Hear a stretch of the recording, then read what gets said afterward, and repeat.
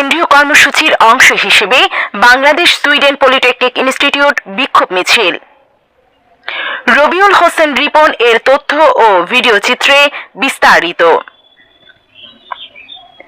20 April 2025 Bangladesh Sweden Polytechnic Institute BSPI এর শহীদ মিনার চত্বরে অকারিগরি ক্রাফটদের করা হাইকোর্টে রিটের রায়ের প্রতিবাদী বিএসপিআই এর সাধারণ শিক্ষার্থীদের আয়োজনে বিক্ষোভ মিছিল ও অবস্থান কর্মসূচি অনুষ্ঠিত হয়।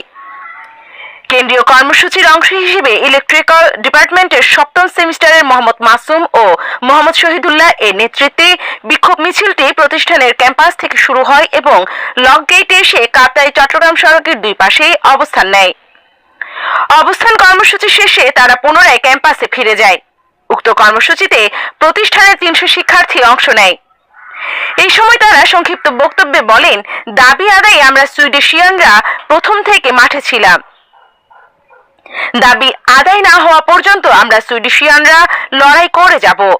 দাবি আদায়ের জন্য শরীরের শেষ নিঃশ্বাস পর্যন্ত আন্দোলন চালিয়ে যাওয়ার দৃঢ় প্রত্যয় ব্যক্ত করেন কাপ্তাই অবস্থিত বাংলাদেশ সুইডেন পলিটেকনিক ইনস্টিটিউট এর ছাত্রছাত্রীরা। এই সময় স্লোগানে অবস্থান কর্মসূচি বিক্ষোভ মিছিলটি মাতিয়ে রাখেন ছাত্রছাত্রীরা।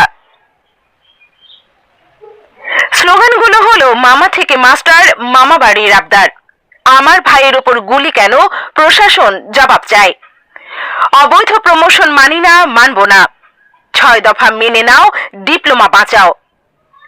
কর্মসূচি চলাকালীন সময়ে কোনো অপ্রীতিকর ঘটনা পরিলক্ষিত হয়নি। তবে এই সময় আইন শৃঙ্খলা বাহিনীর সদস্যরা লক গেটে এলাকায় অবস্থান নিতে দেখা যায়।